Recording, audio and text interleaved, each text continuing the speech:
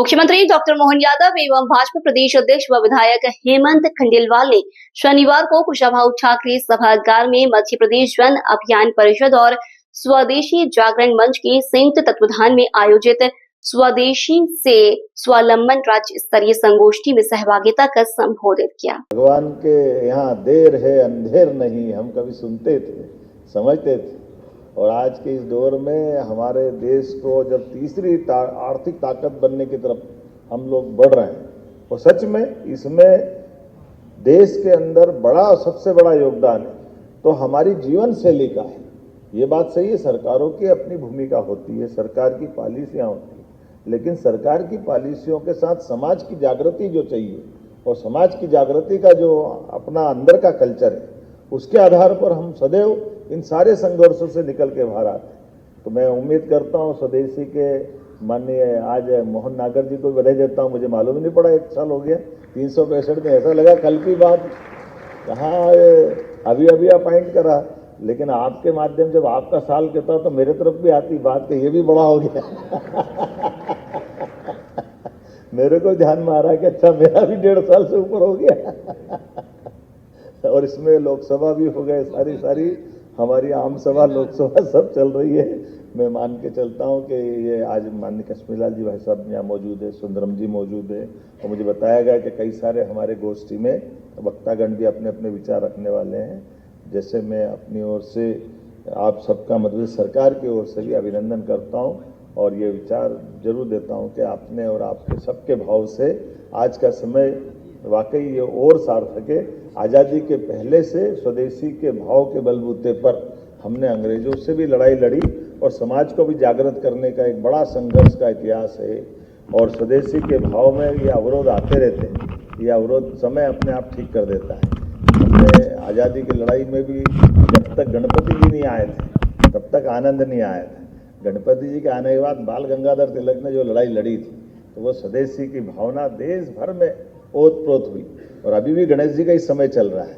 तो मैं मान के चलता ये धूमधाम चलती रहेगी, इसका आनंद आता रहेगा। मेरी अपनी ओर से एक बार फिर विनम्रता के साथ कि मुझे एक नीचे की वीसी में कार्यक्रम में जुड़ना है, उसके तुरंत बाद मेरे लगातार कार्यक्रम है।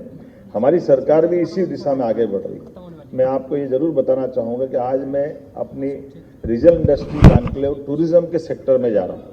हमने अपनी सरकार के माध्यम से वो सब करने का प्रयास किया है जो स्वदेशी के लिए बहुत जरूरी है। हमारे अपने उदाहरण के लिए केवल एक प्रयोग बताना चाहूँगा। उज्जैन, जहाँ से मैं विधायक हूँ, वहाँ विधायक में मैं आपको बताना चाहूँगा भाई साहब के ठीक है 1235 में हम कमज़ोर थे तो महाकाल का मंदिर तोड़ दिया गया। हमारे शासक मजबूत हुए, 250 साल बाद महाकाल का मंदिर बन गया। अब महाकाल का मंदिर तो 250 साल पहले बना था, लेकिन जैसे बनारस में माननीय प्रधानमंत्री जी ने किया कि काशी का कॉरिडोर बना करके उन्होंने काशी के अंदर हमारी एक अलग प्रकार की आस्था और वर्तमान के दृष्टि से एक हमारा आकर्षण खड़ा किया। हमने उसी दिशा में थोड़ा आगे बढ़ते हुए केवल बाबा महाकाल और महाकाल के भगवान शिव के परिवार की गाथाओं को मूर्तिवंत रूप से सामने लाने का प्रयास किया। अब उसमें वो रोचकता भी डाल दी जैसे भगवान के शिव की जो जीवन की लीलाएं हैं। अब अपने ध्यान नहीं जाता है भगवान शिव के 2 विवाह हुए, आमतौर पे हमको ध्यान ही नहीं आता है, तो हमने वो 2 विवाह के प्रसंग रखे। पहला विवाह उनका सती माता से हुआ, दूसरा पार्वती जी से हुआ। फिर एक एक पुत्र उनकी और उनकी अलग कहानियां हैं। भगवान गणेश की अलग पूरे जीवन की लीलाएं हैं, कार्तिकेय की जीवन की लीलाएं हैं, भगवान का स्वयं का भी अपना जो आनंद है, जैसे उनके भगत भगवान को कितने प्रकार से आनंद भी देते और कष्ट भी उठाते हैं। एक चित्र बनाया हमने मूर्ति के माध्यम से कि भगवान भोलेनाथ कैलाश पे बैठे और उनका एक भगत, हम सब जानते हैं दशानन रावण, उनने तो सिर पे उठा लिया पूरे कैलाश को, वो इतने भगत पक्के थे। और जब वो भगत ने अपना सिर पे उठा करके अपनी भक्ति बताने का प्रयास किया तो भगवान शिव ने भी उसको धीरे से एहसास कराने के लिए केवल एक अंगूठा दबाया नीचे थोड़ा सा, तो वो रसातल में जाने लग गया। तो ये जो भगवान भी हमारे होशियार भी है और हमको समझाते भी रहते हैं, तो कहीं कहीं क्या क्या चीज़ से क्या क्या संदेश दे देते पता नहीं, लेकिन ये ऐसी घटनाओं को जोड़ने के बाद जब हमने ये अपना बाबा महाकाल के महालोक का लोकार्पण किया तो हमारे उस अकेले एक अवंतिका उज्जैन में जो यात्री आ रहे थे, वो यात्री सब मिला करके 60-70 लाख पूरे साल के मानते थे अधिकतम। पिछले साल का ही टूरिज्म का आंकड़ा है 7 करोड़ लोग अकेले उज्जैन में आए, 7 करोड़। तो हमारी जिज्ञासाएं बड़ी है, लोगों का आनंद भी बड़ा है, और इस कारण से हमारी ये जो वास्तव में राज्यों की सीमा लिमिट हो सकती है, देश की सीमा हो सकती है, लेकिन ये जो अंतरंग हमारी जो सांस्कृतिक धारा है, ये स्वदेशी के भाव के आधार पर हमको हमारे उस प्रकार के उस दौर में भी ले जाती है और पूरे देश की आंतरिक ताकत भी मजबूत करती है। और ऐसे में ऐसे कई प्रयोग हम कर रहे हैं।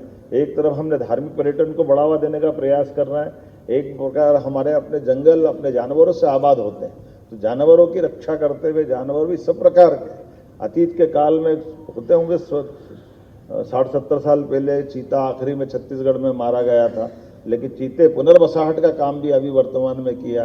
टाइगर भोपाल के आसपास के बाजारों तक भी पहुंच जाते हैं, ज़्यादा दूर नहीं है, ऐसा लगता है कभी कभी, मुझे नहीं लगता कि ऐसा होगा, लेकिन ये हमारी एक सह अस्तित्व की भावना का प्रकटीकरण भी है कि हाँ, हम अपने जियो और जीने दो की केवल बात नहीं कहते।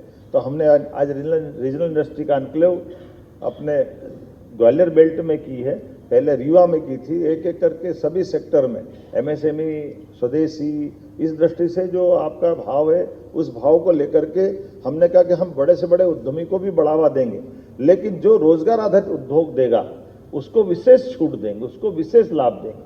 हमारे लिए विशेष लाभ केवल बिजली के बिल में, भूमि में, ब्याज में नहीं, हमने पर लेबर भी, अगर रोजगार आधारित उद्योग लगाता है तो 5,000 रुपया भाई बहन कोई भी होगा, सरकार उसकी पर लेबर की तनख्वाह अपने पास से देगी और वो रोजगार से जोड़ने की बात करे,